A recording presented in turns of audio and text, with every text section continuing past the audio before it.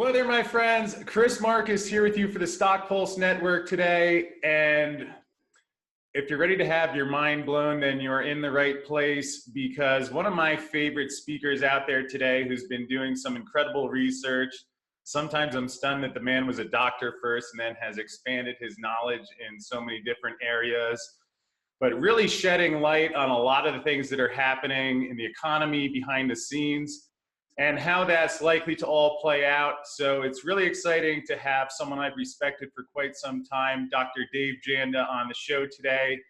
You can find Dave at davejanda.com. Also, Operation Freedom is his radio show and also has the Operation Freedom YouTube site, does a lot of other interviews out there, one of which I was listening to last night, and boy, do I have some great questions to ask you today. But with that said, it's great to have you on, and how are you doing today there, my friend?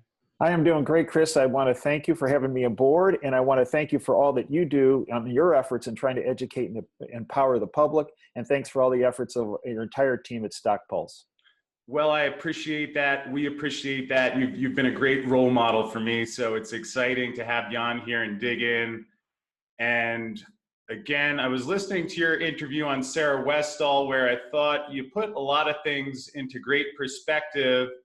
So maybe to start with, because obviously the politics are tied to the financial markets, because when you think about it, the biggest customer in the game, I don't know if you'd call them a customer, with the Treasury only selling stuff, not having cash to buy things, but if you could walk through where you see things standing with a lot of things happening politically.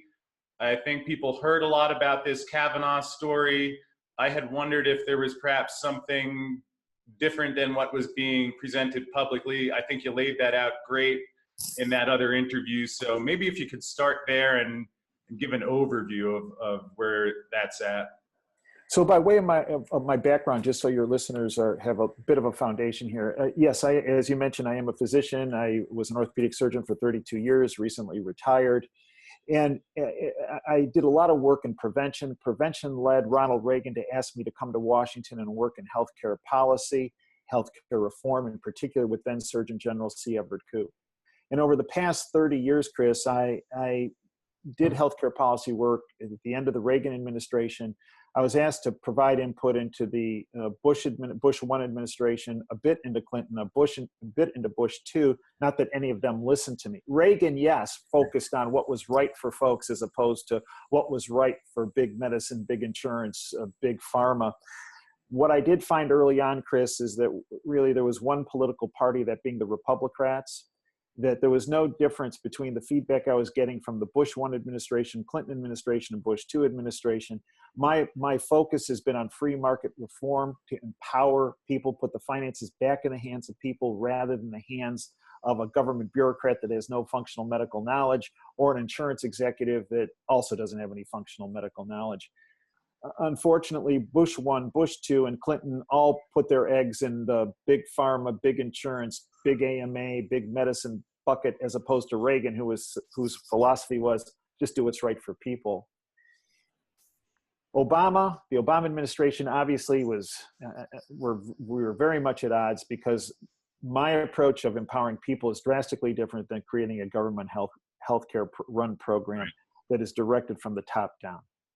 So over those 30 years, Chris, I had developed a lot of contacts of folks in the Treasury Department, Department of Health and Human Services, folks in the Pentagon, folks in the intelligence agencies. And it's these folks that I call my sources behind the curtain, if you will, that provide me information as far as, hey, Dave, here's what's going on. You got to try to get this out. We do that through our web platform, as you mentioned, davejanda.com, and also the radio show. What I was speaking about with Sarah is that, as you mentioned, the geopolitical world and the financial world are really tied together. And to make a long story short of the information that Sarah and I spoke about, is I truly believe, based on my sources and the information I have at hand, is that we are in the process of undergoing a rule of law reset, and hand in hand with a financial reset. The contention is that the rule of law in this country has been decimated over a number of decades' time. And the folks that have desiccated, denigrated, destroyed the rule of law in our country is a group that I call the globalist syndicate, the New World Order crowd, what's now characterized as the deep state. When I started my radio show back in October of 2010, one of the first things I spoke about was the deep state. That was a term coined by a Canadian economist by the name of Peter Dale Scott. And he's also a historian as well. And I started to speak about the deep state. Well, Chris, the radio station, Wham Talk 1600, which I was based and still am based out of every Sunday from 2 to 5 Eastern, was inundated with phone calls saying, who is this guy? This guy's a conspiracy theorist.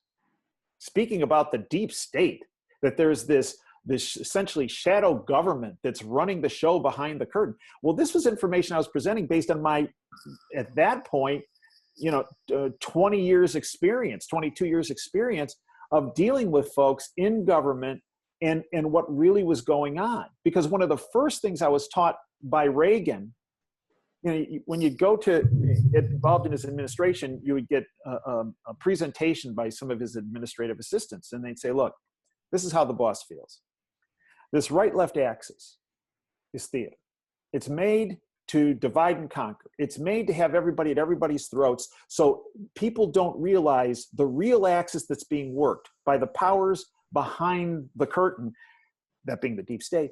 They work the axis up being freedom, down being oppression. Hence the name of my show, many years later, Operation Freedom. Right. The point was the boss wants you to focus on the freedom side. There is this group of individuals, organizations that are very powerful, that their goal is to strip freedom and liberty from every American citizen, every person of the world, and to oppress as many people as possible, because out of that they get more power, control, and economic resources. And you have to focus. Everybody has to be on the same page of the playbook, and that is establishing and focusing on the empowerment of the individual in our country and around the world, in particular focusing on the freedom and liberty side. So that's where my focus has been. And what we discussed with Sarah was, look, part of the process of this sinister group, the deep state, was to go after certain sectors in our society, one of which, one of the most important to them, was the rule of law. To destroy the rule of law so that people like you and me that are, quote, malcontents, dissidents, could be slammed by every little more regulations that they make, every small nuance in the law, but to create a system where they would be given carte blanche, where they could rob and pillage the system and they would not be held accountable. What's been happening, and Trump, love him or hate him, but Trump early on sent a message to the deep state. And when I mention deep state, there are different silos to the deep state, to the globalist syndicate. In particular, folks speak about 13 families. I actually think that's pretty accurate. Mm-hmm. And the silo of deep families, of families that have been really running this deep state operation has been the Rothschild-Rockefeller axis. I don't believe Trump is part of that axis. Now, does that mean he has ties to a different set of globalists? Yeah, I believe he does. But more of a set of globalists that's saying, like, look, we're not intent in destroying the world. We're not intent about destroying the United States. We're not intent about freedom and liberty. Yeah, we want to make a bunch of money, but you know what? We're not the control freaks these other dudes are. Right. And I think that's who Trump is aligned with. And their first objective was, look, if we're going to bring this picture back into normality, what we need to do is we need to reestablish the rule of law. Well, and many people say, well, yeah, but they talk about all these arrests and there's no arrests happening. Well, wait a minute. The Department of Justice and FBI have been shown to be corrupt to the core. To date, there have been 30 high-ranking individuals within the Justice Department and the FBI that have either been fired, resigned, or reassigned. Chris, that has never happened in our country's history since the Department of Justice or the FBI were created. So the first part of the rule of law is, wait a minute, we got to make sure we got an honest sheriff. The second part is we have to make sure that the judge isn't part of this process, right? This sinister process, that we have to make sure we have judges that are rule of law focused. Well, so what do we see? Well, so far, since Trump has come into office, they have approved 59 new federal district court judges, I think 29 appeals court federal judges, 2 Supreme Court justices, and Sessions. And nobody in the bought-off lamestream fake media talks about this, because remember, one of the other tentacles of the deep state is their propaganda arm, which is the lamestream fake media that some people, for some reason, still think is the mainstream media. On Monday, this past Monday, Jeff Sessions, the Attorney General, I know many people think he's not doing much, but what he's doing behind the curtain can be drastically different than what's happening in front of the curtain. Yep. Okay, because now Trump has painted him. Think of it like almost like a professional wrestling match, right? Mm-hmm. So these dudes are kind of, yeah, you in the ring, and then back in the dressing room, they're eating bonbons together, right? Well, I think this is kind of the relationship Trump has with Sessions. And he bashes them, but in the meantime, there's a whole nother thing going on behind the curtain. Sessions appointed Huber, this prosecutor out of Utah, who is the guy who's been in charge of running the grand jury and the sealed indictments. But Sessions on Monday came out and said, you know what? We are going to bring some, not litigation, but we're going to bring some cases forward to the Supreme Court, right? About how some of these federal judges are ruling. That they're really ruling, the rulings are unconstitutional. They're trying to rewrite the Constitution. This is another step in a reset of the rule of law. So the first thing is you got to get a more honest sheriff. This is why the house cleaning of the Department of Justice and the FBI. Then you got to get, so once you have the sheriff that's going to start bringing people in, you got to make sure when you bring them in front of people that the people that are hearing the cases are rule of law oriented, that they're not part of the syndicate. Right. So we have all these federal judges that we outlined have been appointed. We got 2 new Supreme Court justices. Now, I believe Kavanaugh, when it comes right down to it, when he was going through the process, the hearing process, there's a couple things that happened. First of all, for him to be nominated by Trump, frankly, Chris, I was a bit disappointed in his nomination. And the reason is because I believe he and his wife were too close to the Bush family. Mm-hmm. I truly believe that the Bush family, the Clintons, the Obamas, the Soroses of the world, the Romneys, the McCains, the Ryans, the Pelosi's, it's non-denominational. I believe they are all middle-level puppets of this globalist syndicate. So I was a bit frustrated when he nominated Kavanaugh, because, well, wait a minute, this guy he's good. Yeah, but you know what? He's had some really adverse rulings as it relates to the Patriot Act, which I believe was a violation of our freedoms. He's had some other rulings that, and in his association with the Bushes, make me question. Now, love or hate Trump, you don't get to the position he's at and be stupid. Okay? And I can tell you, my dad, who was in the construction industry, had some interactions with Trump 30 years ago. And I can still remember the conversation of my parents about this. My mom was like, oh, Ben, why are you going to meet with this guy? He's an egomaniac, blah, blah, blah, blah. He goes, no, the guy's really good in the construction industry. And he goes to this series of meetings with Trump on some projects. And he came back, and I remember this guy, I was sitting there as he was talking about, he goes, look, the way he is in public is not the way he is in private. He goes, the guy's really smart. And he goes, the guy can synthesize a huge amount of information down to the very fine points and ask the right questions. And he goes, here's the best part about the guy. He goes, if you tell him something that he doesn't, that you think that he doesn't want to hear, in other words, bad news, because he doesn't shy away from it. He keeps drilling into that bad news so he can get a better handle on it. And he doesn't just blow it off. He doesn't discount it. And he goes, the other great thing about Trump is the people around him are really smart and really good and honest. So no matter what anybody thinks about Trump, and I go back to my dad and doing stuff and, you know, having interactions with him 30 years ago, you know, I don't think the guy has changed. And I do think that Trump brought Kavanaugh in, just as he brought Gorsuch in, and in his interview with them, really pushed them on the rule of law issue. And I think became convinced that each of these people were solid rule of law and would implement the rule of law in the Supreme Court.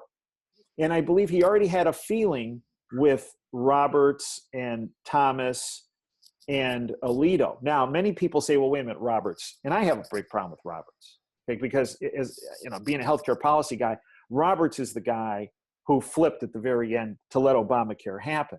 And many people say, well, if he did that now, he'll do it again.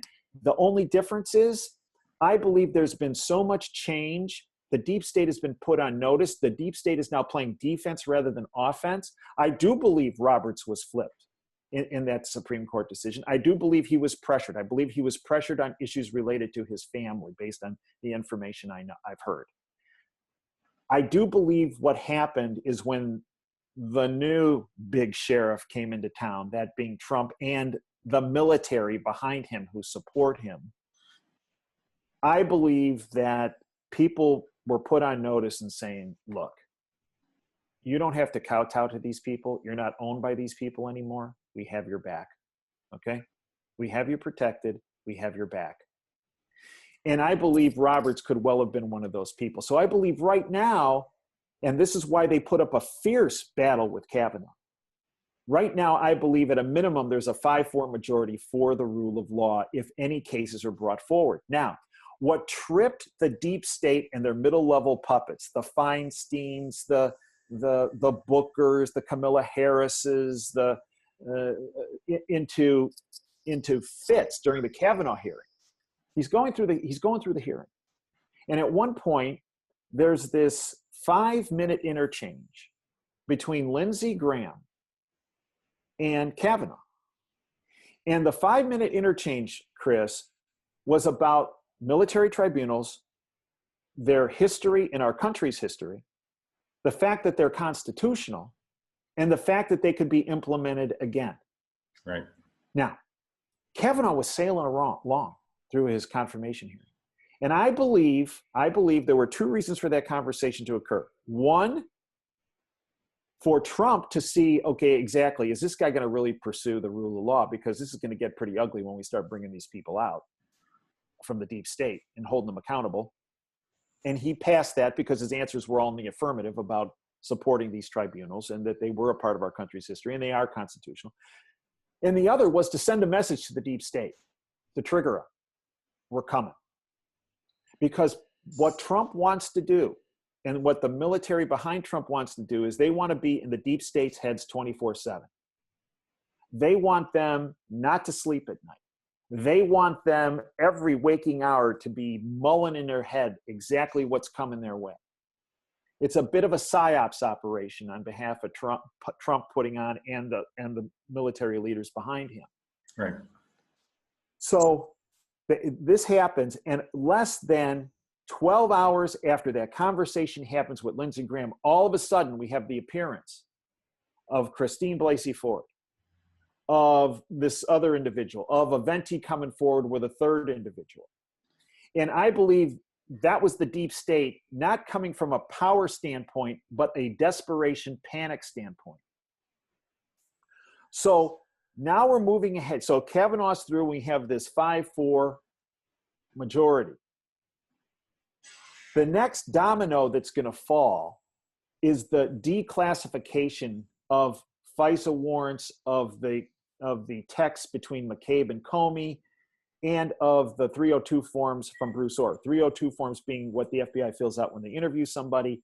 Bruce Orr, the number 4 person in the Justice Department under Obama.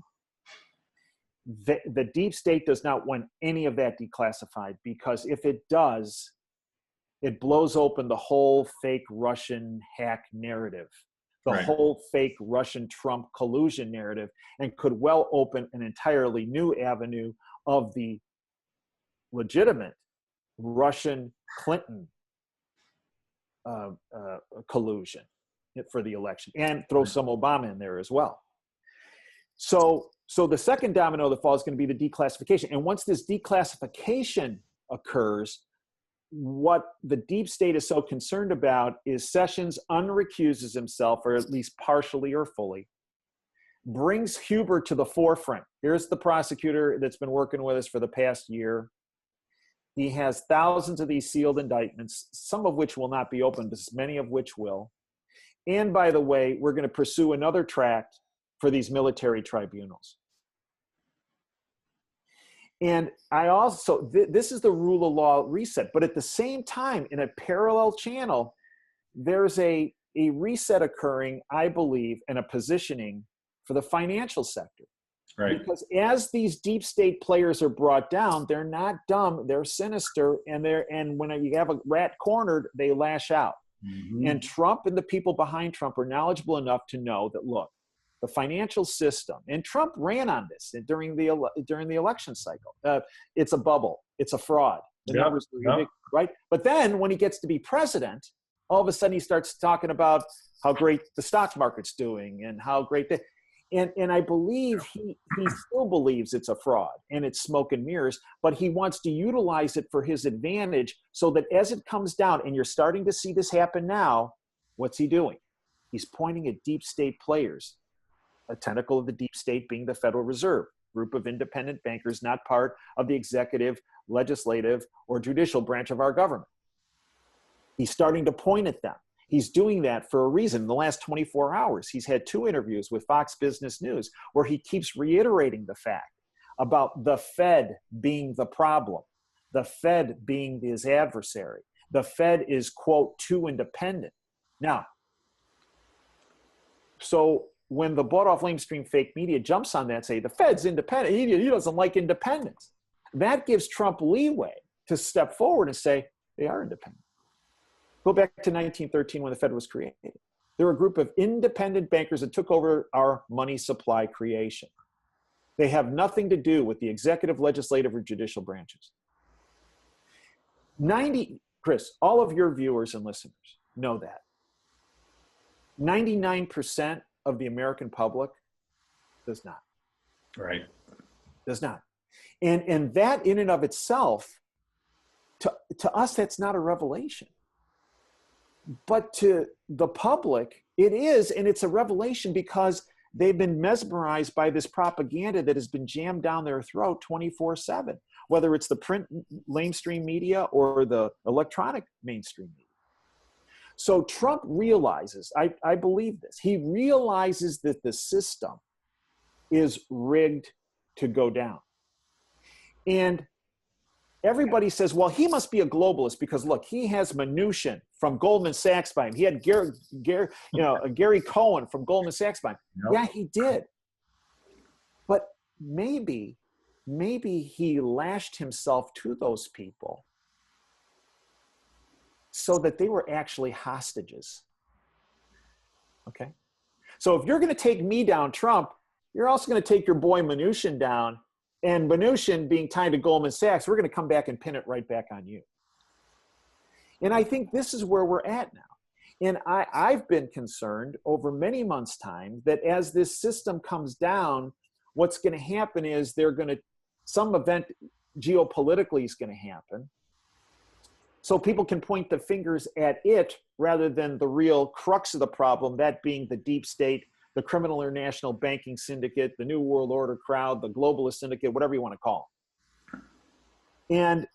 And as some issues and some situations have progressed, maybe it's not going to be a military. I think they've tried it. They tried a couple false flag operations in Syria. That didn't kick it off. They tried a thing in Ukraine. That didn't kick it off. They tried some things in China, in the South China Sea. That didn't kick it off. But maybe there's some other things perking along that ultimately will bring the system down. But Trump is trying to pre-position himself already by saying it's the Fed fault, it's the Fed's fault, it's the Fed's fault, so that he has that narrative out there. So when it does start to come down, rather than people point at him or his policies, for example, the trade, quote, trade war, the trade renegotiations, they will in fact go, wait a minute, Trump said something about this Fed thing, and yeah, they have been raising interest rates, and yeah. And one of the issues that's come up lately, Chris, is this issue with Saudi Arabia. I mean, let's face it, one of the prime time ways the deep state has gained more power and control is the relationship between our banking system, the Federal Reserve, and the Saudi government with the creation of the petrodollar under Nixon. Well, what if that this whole thing with Khashoggi ends up leading to the petrodollar system to come down? There's already been some indications that it's wobbly. But what if it comes down even more? What if it implodes? Could this be the reason why China and Russia have been buying huge amounts of precious metals, gold and silver? Could this be the reason why yesterday it was announced that Hungary increased its gold supply by tenfold? Could this be the reason why the Europeans in the past month have spoken about and have tried in the process of implementing a different type of payment system that's outside of the US dollar, that's outside of what's called the SWIFT system? It could be. And it could be the spark that takes this down is the ramifications of what, and I know it's just one guy, this Khashoggi guy, but you already see government officials in the United States are calling for a sanction of Saudi Arabia. Well, what's Saudi Arabia's response going to be to that? Okay, I'll tell you what, we're going to jack up the price of oil, one. And if that's not good enough for you, you know what? We're going to abandon the petrodollar and we're going to start doing trade with Russia in rubles and with China in yuan. And you guys can take your petrodollar and shove it. What then happens to the stock markets of the world? That could well be the spark for the financial reset. And I believe Trump is trying to pre-position himself by pointing out that the Fed is, quote, independent. In other words, this group of independent bankers. And it's this group of independent bankers that cut this deal to set up the petrodollar to begin with. I think that's where we're headed. And so rule of law reset, and I also believe a financial reset. It's some incredible things you mentioned there, and matches a lot of what I've wondered about as well, where, I mean, if I just read CNBC and Wall Street Journal, take those headlines and try and piece it all together, this feeling has grown over the months where it just doesn't add up logically, taking on the surface, where, let's say, someone who's maybe having a gambling problem, they have a bookie who's not such a nice fella, you get yourself in debt, you say, all right, I want to double down. And the guy says, all right, well, give him a chance, double down again. You keep getting deeper in the hole. You would think that of the choices of things you could do, maybe poking and pushing their buttons and antagonizing them wouldn't seem to be the first thing to do, which, again, sometimes I find it helps put it in perspective to almost, rather than think of the image of president, government, here to serve and protect. I mean, in a sense, it's almost like a bunch of different corporations doing a deal, because at any day they could say, oh, you know what? We had some coffee yesterday. It's all good. Sanctions off. Add in that, of course, Trump has a lot of bankruptcy experience. And again, my background, I left the trading floor back in 2012 once I started digging into the government balance sheet, getting into gold and silver. We're not talking about rocket science numbers. You don't need an MBA to see publicly stated debt, 21 trillion, add in Social Security and Medicare, which again, as we talked about earlier before we started the call, that my understanding is that what Congress is doing for the accounting of those two is the exact same as Enron. And if there's a way that's not considered accounting fraud, again, I don't like to accuse anyone. I'd be happy to bring them on here and explain. I can't find anyone who can put that into context. So, and like you said, we see, it's like a lot of the things that people have talked about for years and decades, where one day people are going to move away from the dollar. Now it's happening. Mhm. Petro yuan, I mean, Russia's selling the treasuries. So perhaps if you could comment, which you started to do a bit, where a lot of people ask me, okay, you talk about the Clintons and these things going on, but how is that connected to the financial markets? But all of who's the biggest actor in the game is the Treasury. And what I've wondered is, geez, if the stuff that I'm hearing about names like Clinton's, Bush's, and Obama's, if the alleged things that we hear are on these email servers are true as advertised, what does that do to this institution and these markets that I've been studying for the past decade? I'm stunned they're still standing now, and then you have all this going on. So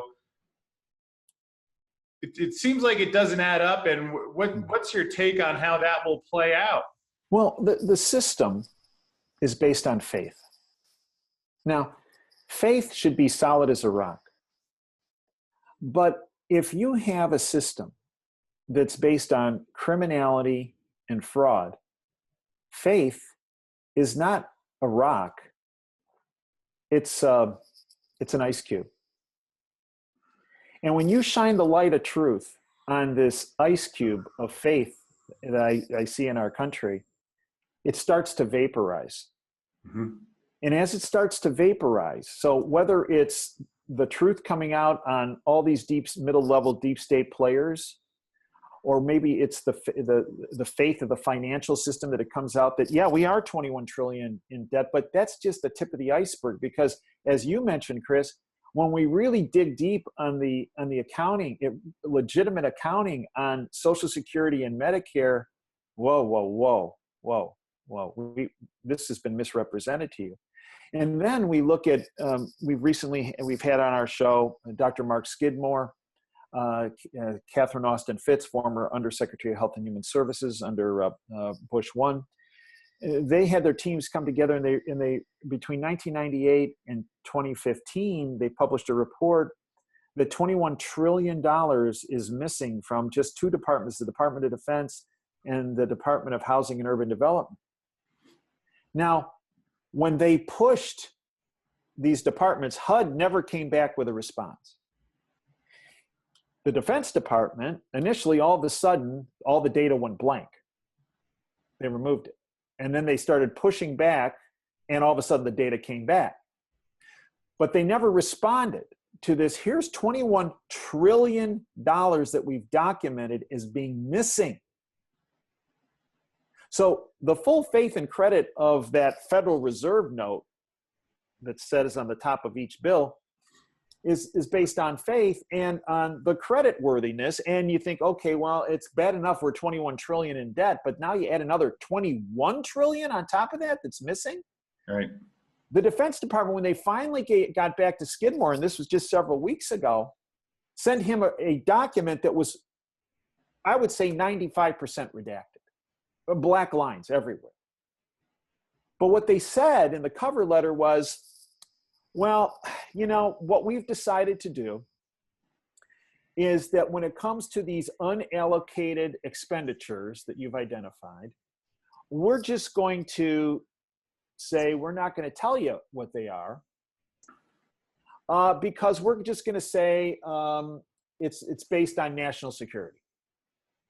So in other words, all the accounting rules have been thrown out the window if they stamp national security on. Now, many people will say, oh, that's bad. And it's horrible. It's horrible, okay, because there's no faith in the system when you have something like that. But here's the interesting part, Chris. This is not the first time our government has done that. So this is the first time they've admitted to doing it with government agencies, at least that I'm aware of. But if we go back to 1934, and Rob Kirby brought this up on our subscription service side to DaveJanda.com, and he quoted something from the Securities and Exchange Act, which was amended in 1934, and here's what it says. With respect to matters concerning the national security of the United States, the president or the head of the executive branch agency may exempt companies from certain critical legal obligations. These obligations include keeping accurate books, records, and accounts, and maintaining a system of internal accounting controls sufficient to ensure the property of financial transactions and the preparation of financial statements in compliance with generally accepted accounting principles. Yep. So in other words, as far back as 1934, the president could say to XYZ Corporation, you know what, we're going to exempt you from all the stuff you're supposed to hold your feet to the fire because of national security. And that the president had that power from 1934 until when? Until 2006, when George W. Bush changed it. And what he did on May 5th, 2006, and this is published in the Federal Register under the names Assignment of Functions Relating to Granting of Authority for Issuance of Certain Derivatives, he took the power that he had as president to exempt companies in the public sector from standard accounting principles and practices. And he said, no longer the president, we're going to shift this to the office of the intelligence czar. So what he did is he transferred that power from the executive branch to the director of national intelligence, which essentially the people of which over the long term have been associated with the deep state. Yeah. So essentially what Bush did in 2006, 2 years before the big financial crunch, is he said, you know what, I don't want to deal with this. These folks over here, the deep state players and the intelligence services, they'll give you the waivers. So how in the world is there a system, financial system, based on faith when you have the foundational accounting principles being thrown out the window for the private sector and for the public sector? And I assure you, Chris, CNBC, or what I call CNBS, I love that. Fox Business News, the Wall Street Journal, Reuters, Bloomberg, have not reported on this, nor will they ever report on this. Yeah, it's a Ponzi scheme that's based on the full faith and confidence, which is not an ideal setup. And actually, one interesting follow-on question to that. I've heard several times, and it's a topic I don't take lightly. I don't know if this makes a difference or not, but I was actually in New York and at one point running from the dust cloud on September 11th. I don't know how many people are aware that on September 10th, you can see it on YouTube, Donald Rumsfeld announced the Pentagon had lost $2.3 trillion, that he just didn't know what happened to it. And a lot of folks say that the department that would have been responsible for the audit was the Office of Naval Intelligence, I believe. Correct. Which happened to be in the specific section of the Pentagon that was blown up or hit with a plane. Again, I can't say for sure. The only camera feed I've ever seen, there's no plane in the thing. Perhaps we won't go all the way down that one today, but is that accurate that, again, the audit division, is that yeah, accurate as I've heard it reported? Yeah, and it's my understanding of the 11 people working on that project to unearth what happened to the $2.3 trillion, which was being overseen, as my understanding, of the Department of Office of Naval Intelligence. 10 of the 11 people that were working on that project died that day. Mm-hmm. So we'll leave that one there. Certainly unfortunate, although again, it's like I understand why a lot of these things can be shocking and hard for people to believe. And there's a lot of things that I've come to believe that had you told me a decade ago, I wouldn't have been able to accept it. Yet, again, to our audience, don't take anything Dave or I says at face value, but you can go and document all of these things or find out and let the facts speak for themselves. And the last one I'll leave you with, I wanted to get you back. I know you're doing a lot of great things and get you back there on time, but I figured this one would make you giggle or want to throw something out the window. But I've been fascinated. I've heard you reference it. A couple other speakers mentioned that there is a narrative going around that one of the things Trump did was have Mike Pence look into what's going on with Fort Knox and the gold. You've mentioned Mnuchin. There was that bizarre Terry Duffy interview a while ago. And Fox Business News, yeah. Like to read you one quote here, let you have your comment, and then we'll wrap up. But during his visit, I'm looking at Zero Hedge, and Mnuchin says, I assume the gold is still there, which to me is bizarre, especially as a student of neurolinguistic programming and paying attention to the wording people use. I don't know why he's assuming he's there. So, but then he goes on to say, and again, this is from Steve Mnuchin, who has a Hollywood background. It would really be quite a movie if we walked in and there was no gold, which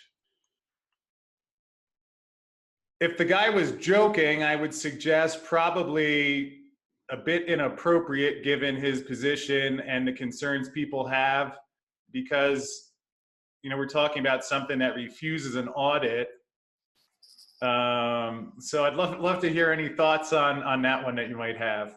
The timing of that was interesting, Chris. As you've mentioned, we had this Terry Duffy interview on Fox Business News with Neil Cavuto, and I saw it live when it happened. I almost fell off my chair, where Cavuto is saying to Duffy, there's all this turmoil in the world, yet gold and precious metals really aren't appreciably gaining much in value. And he said, well, someday you're going to wake up and there's going to be some events happen, and gold and precious metals are going to be appreciably higher in price.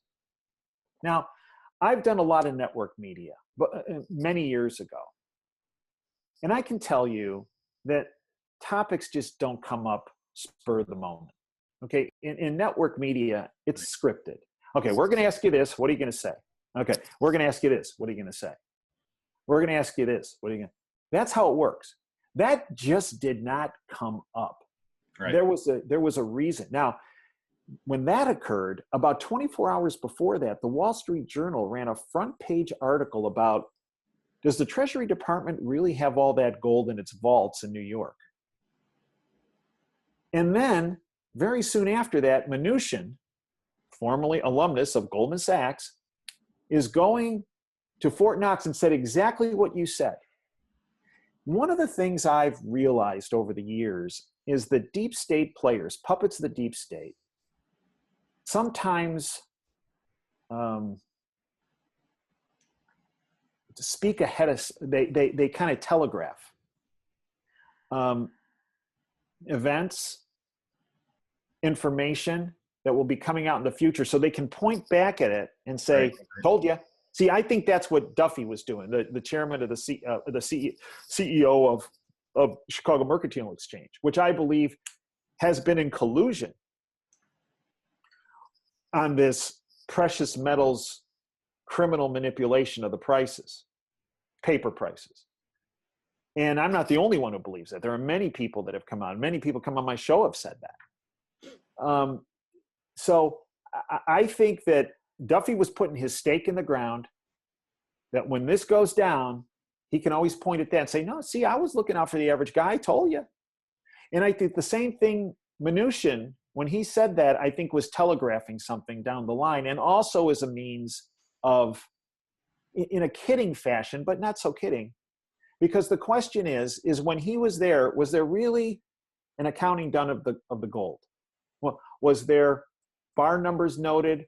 Was there documentation that it was not co-owned by another entity? Was there drilling of the gold bars to check the integrity of the bars? I mean, all the reports sound like he walked in there with a coffee and was high-fiving the security guards and then said, I assume it's there.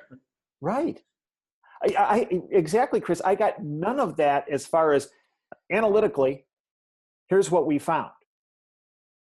And the only thing we got back out of that was, yay, it's there. Let's move on. So I am very concerned, the faith again of our country, its legitimacy, its treasury, the legitimacy of its treasury is based upon the fact that we have over 8,000 tons of gold. And you can correct me if I'm wrong, but I think the last audit that was done of our gold supply was what, 1956? It's been a while. Well, wait a minute. This doesn't make any sense. And then when you start seeing that Germany asked for its gold back because we were housing its gold, and it took, for what they were asking for, it should have taken, 2 days. Yep. But it was gradually parceled back out to them over many months. And there's still a question whether actually they got a big chunk of that, all of it in physical, but did they get also some in paper? I've heard even the serial numbers that were available didn't match up with what they had stored. And that's the thing. I write for Miles Franklin there. Not only do they audit it, I thought it was great that they offer, you can bring in your own third-party auditor, which if I'm a businessman and want to give the impression I'm doing a legitimate operation, I advertise that. That's right. And that's a hallmark of a legitimate organization, transparency. Transparency. That's what gives people faith in knowing that the organization, in the case you're speaking about, Miles Franklin, is legitimate. That they're purchasing metal for you, and they're putting it away, and they're storing it in a secured location that's your ownership. Contrast that, Chris, to the way our country holds its gold supply. Yeah, we got it. Don't worry about it. Oh, look over here. Look over here. Don't look over here. No, over here. Yeah, let's focus on this. There's just something the way our holdings have been. It's been a lack of transparency. And that doesn't mean that all of us should be able to walk through Fort Knox and say, let me count the bars. But there needs to be and some people say, well, the cost of that would be significant. Okay, what's the cost? $10 million to do that? That's haircut money for these clowns in Washington. That's nothing. That's not even a decimal point to them. So, this business about it would cost too much to audit and assay no, it wouldn't. It's not that expensive in the big scheme of things. If you want to show but there's been no push for that. And anyone that has pushed for that has been pushed aside. The guy who was the biggest proponent of that, at least that I recall, is Ron Paul. Yep. Audit the Fed. Not only audit the Fed, but let's audit our gold supply. What do we got? Is it really what some people behind the curtain are telling us it is? Let's look at that. And they move those type of people aside, which again tells us there's a lack of transparency. And in my world, because I've been trained as a scientist, if you don't have transparency and hard numbers and hard facts and documented information in front of you, you really can't trust it. Yeah, they've given you every reason not to. And I think at times so shocking. I often think of it when I phrase what's going on in the markets, because the numbers are simple, but it's really almost like the greatest mass hypnosis experiment in history, where I love how that movie, The Big Short, pointed out where they use a lot of big terms. And again, I had my decade on Wall Street, so saw enough of it thought that movie really captured a lot. I did too. Of how it really works, where again, make people feel like if they ask a question and they say, this doesn't make sense, that they're made to feel like they're stupid and don't get it and don't question it. which again is why I'm really grateful to have you on here and get all this incredible information you've shared. Also, I know it's not always the easiest path, and that there are risks sometimes to speaking out against things when there's a lot of people in power who are doing things that are out of integrity. And just it's a real pleasure to finally get to talk with you in person. You've been a great example for me as I've been figuring out how to take what I see as important and I'm passionate about, and I think a role model to a lot of folks out there. So just in closing, if you can let folks know again the websites, how they can find you. I mean, I think you shared some stunning stuff here today, and your interviews have become must listen at the top of my queue. So that's very let kind. folks know where to find you again, and then we'll let you run. Well, folks can visit our website at davejanda.com. We have a public side to the site where we upload information on almost daily basis that's free. They can listen to my radio show every Sunday from 2 to 5 Eastern, free. They go to davejanda.com. Anywhere last week we had listeners from over 82 countries of the world, every state in the United States. They can go to davejanda.com, hit the listen live button in the right-hand corner, listen to it live. We also have a subscription side to davejanda.com that's 30 cents a day, $9 a month. I'd like to think one of the best bangs for the buck in the internet, where we deep dive on issues. I host and produce 2 other shows a week. One called the WTF Show, about what's really happening behind the curtain based on my sources over 30 years. And I do that on a weekly basis, video format show that can also be just audio alone if folks just want to download the audio. And we also have the Insider Insight Show, where we deep dive on issues with a guest. This week, we have Eric Eggers, who is a specialist in election fraud. And we're looking at how this election, the midterms, could potentially be stolen by the deep state. And he really points in, one of the ways to, if you will, block the deep state is you get information out before they do something. It stymies their effect. It stymies what they do if they think that the light of day's been focused on it. This week we're doing about election fraud. In addition to that, we have our Department of Advanced Research show, which one of my colleagues hosts a show where it looks at IT issues around the country, around the globe, and what's happening IT-wise and what people need to do to protect themselves, or what they can do to get more access to other platforms and the like. And we also have the podcast available on the subscription side. So if people miss the show, they can download the podcast. I also have a YouTube channel, Operation Freedom. Obviously, that's free. Folks can just hit the subscribe button when they go to YouTube on Operation Freedom. What I do is I put out one YouTube presentation a week. And then I have our subscription side as well to that. And then we have our free side on davejanda.com. And that's probably the easiest way to follow what we're up to and some of the information we're trying to uncover and present. Yeah, and at this point, I mean, I even have friends coming over now who want to get in when I say, Dave has a new interview, because the content you're sharing is incredible.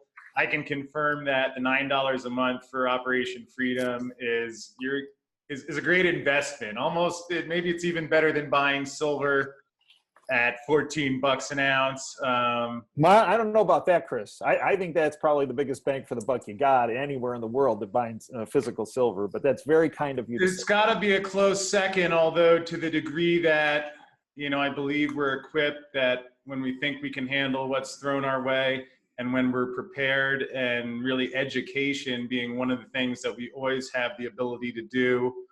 And you're a great resource in that. And I appreciate you mentioning that interview, because I've wondered if something is planned to go down before the election.